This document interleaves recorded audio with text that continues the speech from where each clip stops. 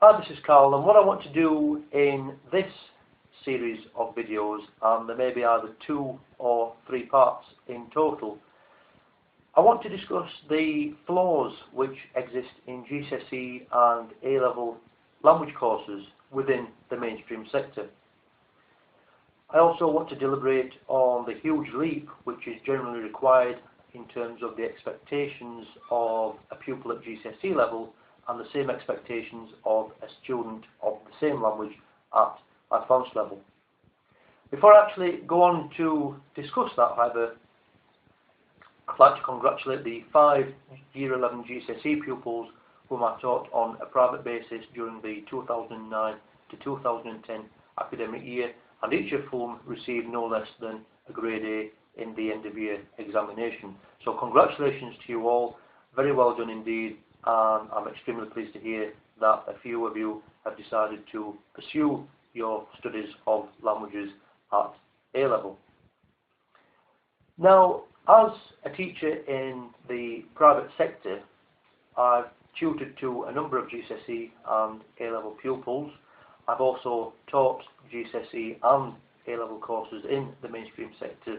in further education colleges. And one of the things which strikes me as being a con, a negative value of GCSE and A-Level language courses, is the amount of time which is allowed for the provision of the same. I remember that when I was at secondary school we had, I think,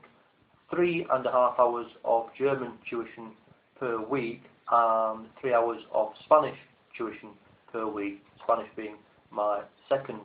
modern foreign language. And while that does seem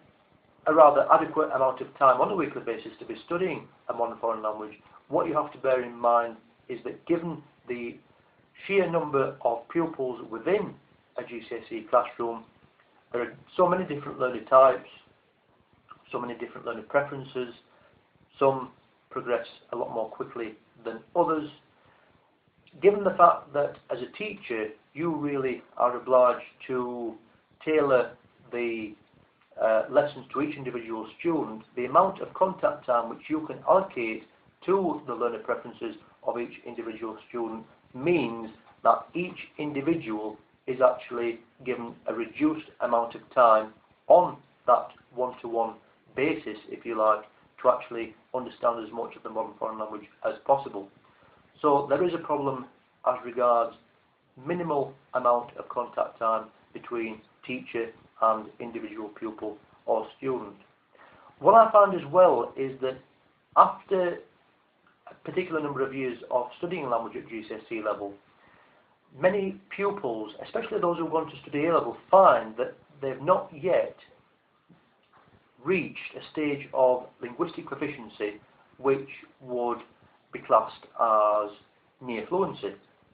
One of the reasons for this is that when you actually study GCSE language content from a particular course syllabus, there is far too much emphasis on topic-based learning, far too much looking at set pieces of lexis, word stock, which pertain to a particular topic area. For example, tourism, travelling around on public transport, booking in at a hotel, and so forth. Far too much emphasis on topic-based learning, and this, while it may prove to have a number of advantages, does have a number of disadvantages as well, and I'll be discussing that in due course. Another thing which strikes me is that as far as studying the language grammar is concerned, looking at word orders and the essential differences in meaning and translations of a number of set words, that is taken far too much in isolation. It's not integrated with other areas of learning, for example, the learning of topic-based vocabulary or the development of oral linguistic proficiency. For example, if you walk into a GCSE classroom,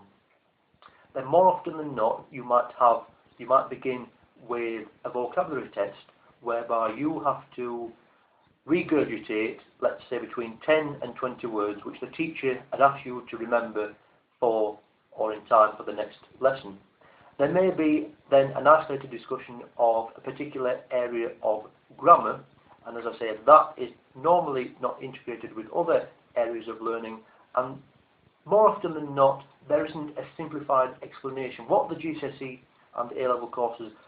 are lacking very often is a teacher's inability to simplify the grammar of the language as far as possible, but in addition to that, as I say, they fail far too often to integrate it with other areas of learning. I mentioned just a short while ago that many GCSE pupils who go on to A-Level haven't by then achieved a level of linguistic proficiency which the A-Level examination awarding body would require of them. And this is because when pupils prepare themselves for the GCSE oral examination, it's more often than not a case of they're given a list of questions which pertain to particular topic areas. They then allowed ample opportunities to revise set answers, repeat phrases parrot fashion. They can be inventive, which is a good thing. They can make stories up about their own identity and their families and their hobbies, just in case there is a situation or a case whereby a particular GCSE student, pupil, thinks that he or she doesn't have all that many hobbies, he or she may not have any pets, and we can falsify the reality of our individual lives in order to get out more vocabulary and then hopefully improve our mark as far as the final oral GCSE result is concerned. There's far too much reading involved in the GCSE course. Not enough emphasis on the development of spoken skills, and as soon as you can develop spoken skills, then on a secondary level you can integrate on a simplified level the grammar of the language, the vocabulary of a language. But it's essential, it's imperative that we get GCSE pupils to a stage whereby they can actually become confident with the spoken language. They can develop determination to succeed. They're given self-confidence and self-belief that if they are able to master the spoken language and get the words out, and arguably it's one of the essential forms of communication, being able to verbally communicate with other people, with what we refer to as our interlocutors. Only then, when that has happened, can we, on a secondary level, on a more subconscious level, integrate into that, inject into that other areas of learning such as topic-based vocabulary, the simplified instructions of how the grammar of the language works, and ensure that if we can get pupils to understand and be confident that they've understood something, then language learning will arguably work. As far as the A-Level course is concerned, there's perhaps too much emphasis on the learning of topic-based vocabulary, and some of those topics aren't really of interest to the learner. I'll be discussing more about that in the second part.